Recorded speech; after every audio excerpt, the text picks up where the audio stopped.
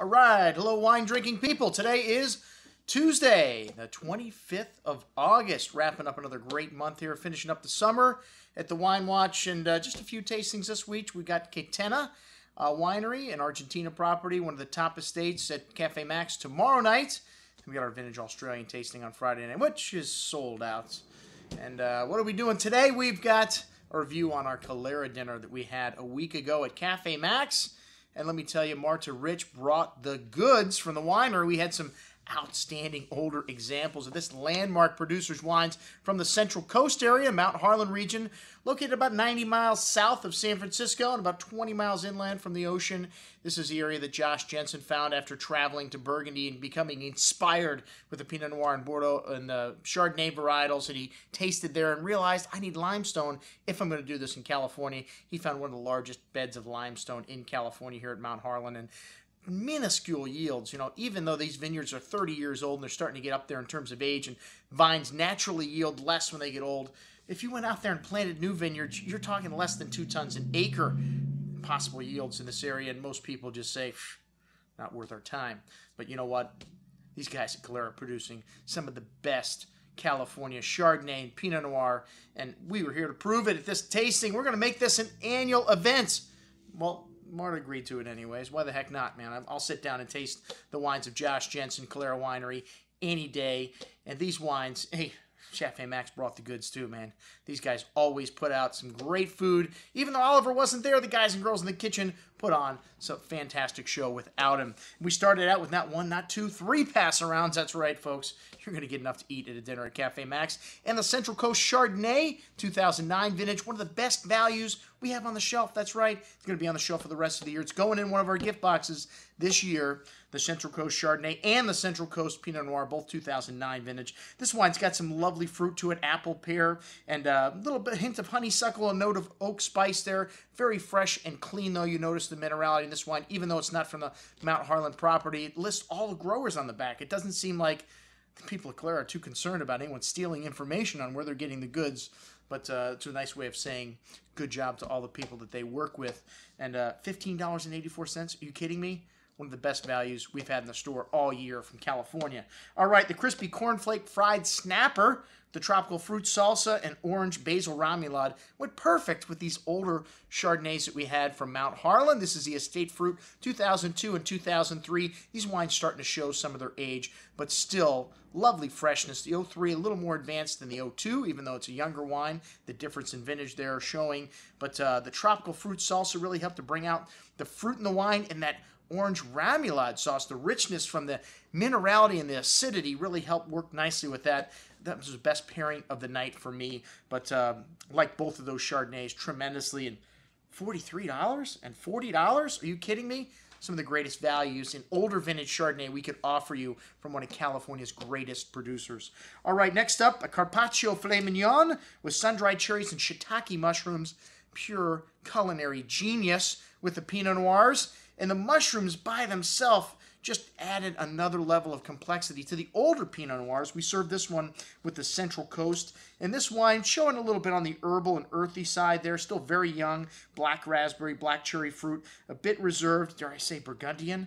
But really nice structure, firm acidity, a bit shy on the fruit, needs a little bit of time to come out of its shell, but really nice, that cherry, really working nice with the cherry in the Pinot Noir, and then again that earthiness, the mushroom kind of bringing it out in the wine, really nice pairing, zesty acidity through the finish on that, outstanding stuff. Next up, the breast of duck with wild mushroom and pearl onion risotto and natural sauce. Wow. All I can say is wow about these 07s. They're like Calera single vineyard Pinot Noirs on steroids. I mean, amazing.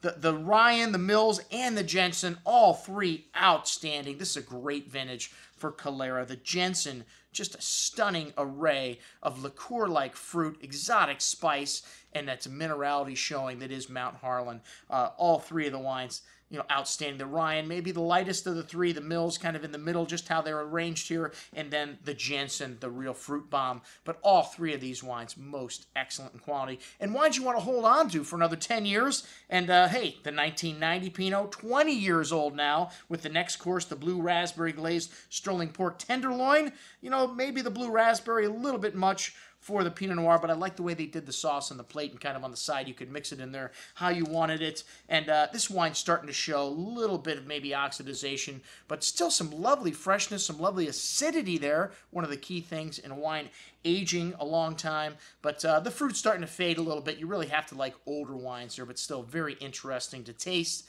and went nice with most of the dish there. The 2004 Mills, wow, this wine really singing. This is a vineyard that was planted in 84. First release was in 86. A host of spices on the nose, a potpourri of floral nuance, and black cherry, raspberry fruit. And they keep 100 cases back to sell in their library program, but they end up drinking most of it at events like this. So this 2004 probably not going to make it for 10 years with just over 1,000 cases produced. These are wines that have a worldwide demand. Calera has a huge demand in Asia, Japan especially, but fantastic stuff. The 2004 My Wine of the Night, the Mills, drinking at or near its peak just beautifully right now. And for $54? Are you kidding me? We only have a few six-packs of these wines coming, folks. If you want them, the 07s, we have the last of what's available. And then, for dessert, hey, these guys make pretty good sweet wine, too. This Central Coast Viognier Doux, 375 mLs for $27. A pretty good deal. You know, they freeze these grapes, and then they pull out the chunks, or they freeze the juice, rather, and they pull out the chunks of ice, which is pretty much water for the most part, to concentrate it.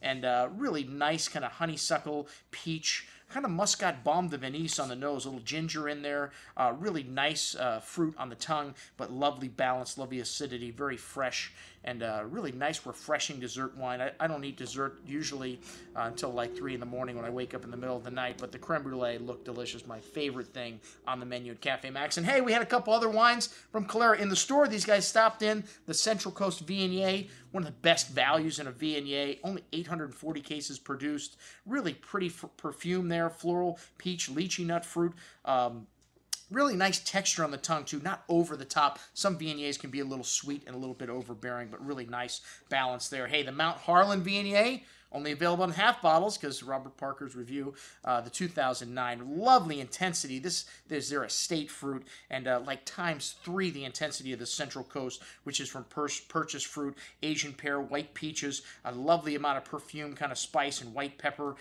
Really nice concentration on the palate, lovely richness, and lovely mineral and perfume showing at the end, but not over the top. And at 13.9% alcohol, that's low for Viognier. The Vin Gris, wow, what a showstopper. We don't sell much rosé here, but this one, a lovely maraschino cherry-like fruit notes, a rose petal nuance, really forward and inviting, and ripe and seductive on the palate with those lovely floral qualities showing through on the finish.